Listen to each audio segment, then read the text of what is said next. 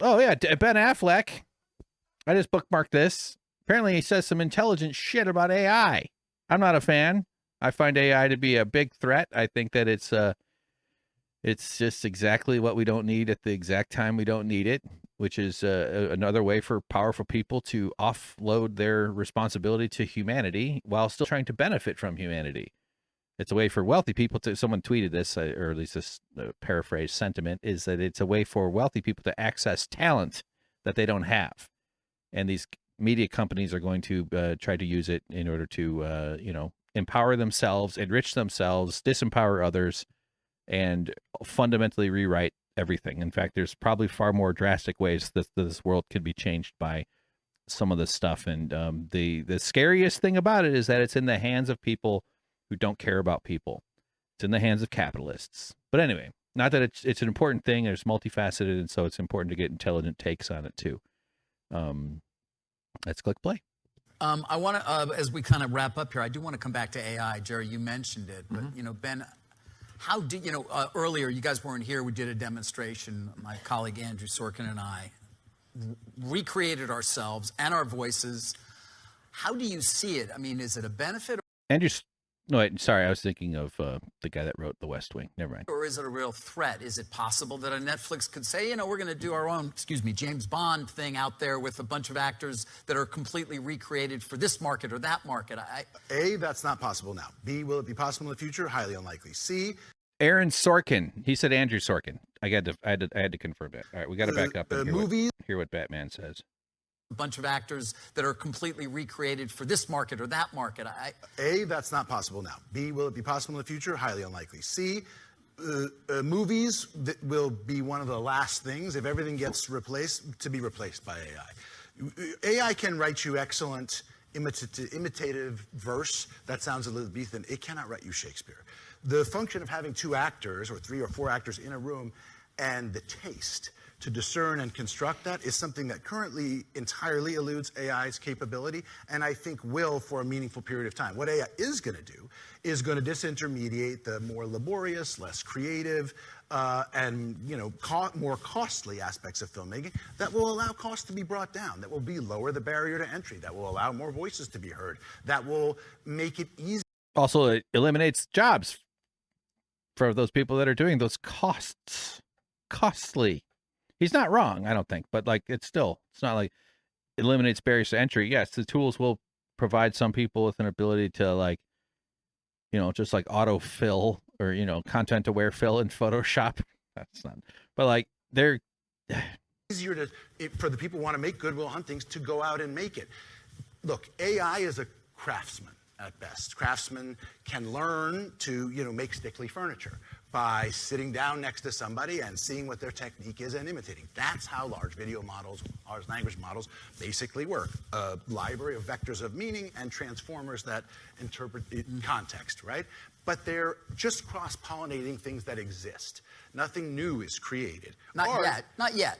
Yeah, not yet, and really creating fractal hallucinations that slowly, through what's the word I'm looking for? Xeroxing themselves through the what you lose every time you duplicate it. Every time there's an iteration, it becomes more and more of a mud, more and more of a impenetrable slop. I haven't seen the term AI slop, and that seems to be kind of taking. I think that's a decent term. In order to do that, look, craftsman is knowing how to work. Art is knowing when to stop. And I think knowing when to stop is going to be a very difficult thing for AI to learn because it's taste. And also lack of consistency, lack of controls, lack of quality. AI for this world of generative video is going to do key things more. I wouldn't like to be in the visual effects business. They're in trouble. Because what costs a lot of money is now going to cost a lot less. And it's going to hammer them. But it's good news for Wall Street. Good news for rich people that don't have talent. So let system working as it's designed. That space, and it already is. And maybe it shouldn't take 1,000 people to render something, but it's not going to replace human beings making films. It may make your background more convincing. It can change the color of your shirt. It can fix mistakes that you've made. It can make it, you might be able to get 2 seasons of House of the Dragon in a year instead of 1. And if that happens, according to macroeconomics, in cultures where there are basically oligopolies competing, what should happen is with the same demand and the same spend is they should just make more shows, which should, you should have the same spend and now you can just watch more episodes. And eventually AI will allow you to ask for your own episode of Succession, where you could say, I'll pay $30 and can you make me a 45-minute episode where like Kendall gets the company and runs off and has an affair with Stewie. And it'll do it. And it'll be a little janky and a little bit weird, but it'll know their stats, it'll know those actors, and it will, remix it in effect. Right. And destroy like massive amounts of the environment via pollution and water waste and it's maybe not such a good idea. We'll do that. That's the value, in my view, long-term of AI for consumers, which is eventually my hope for AI is that it's an additional revenue stream that can replace DVD, which took 15 to 20% out of the economy of filmmaking, which is, and there should be negotiated rights and residual rights to say, if you want to, because what do people want to make 5-minute, 30-second TikTok videos where they look like the Avengers? Well, great. You can, just like you used to be able to buy your Iron Man costume at the store, you're going to buy your Iron Man pack and you and your buddies are going to look like Iron Man and Hawkeye, like, on Twitch. That's what's going to really happen. Yeah, I think he's got a good grasp on it. He clearly has looked into this stuff and has some thoughts. He can put a thought together in a way that's, I think, unexpected, which is why this went around. But he was described here the most articulate and realistic explanation where video models in Hollywood is going. Sure. Okay. Well, great. Yeah. I don't want. Yeah.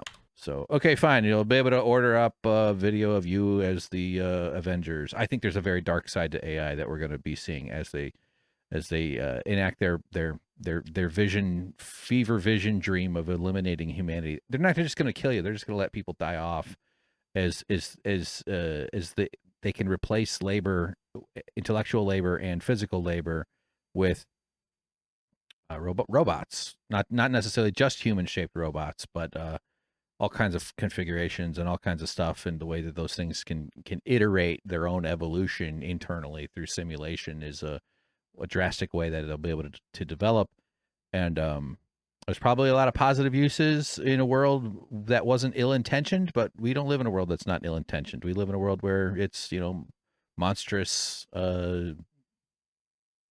monstrous people with severe psychological disorders, often largely informed by childhood trauma and child abuse and unresolved and unprocessed underdeveloped emotional stature or status. It's not the word. I don't know or even word I'm looking for. Emotional standing. And these are the types that end up in charge of places, and they also the types that will not see the abuses. The whole nice thing about a large complex society is that the abuse can be several stages away from you, that you don't have to be concerned with the pollution that you're causing, hurting people, or the way that the labor abuses or the pollution that comes from the gathering up the raw materials process. But we can feed our information system with AIs that destroy the environment in order to produce clicks for the advertisers. Even better, it's still fundamentally about people, having eyeballs and pointing their eyeballs at something. That's what all this stuff is. By the way, like and subscribe. Thanks for watching. I see a dark side of it, though, where in the distant future, and when I say distant, I kind of mean after you're dead, maybe within a few generations, but it won't be super fast, but they're already starting when they're going to keep some populations of humanity around, particularly attractive people, probably attractive females, to abuse them and to use them for the industry surrounding those types of appetites. I also envision scenarios where people have AI girlfriends or AI intimate partner type simulators, but at a certain stage, there's going to be like those kind that are designed to be severely abused, like to be taken advantage of in ways that are very dark and very scary. But it's not a human, it's not actually a person, so we can have the feedback system for some deranged person. Like the idea that there won't be a market for that there won't be like this underground market for like really ugly, dark, impulses of humanity, because we seem to be leaning into the dark, scary impulses side of humanity these days, don't we? All right, well, speaking of that, I'm fucking hungry.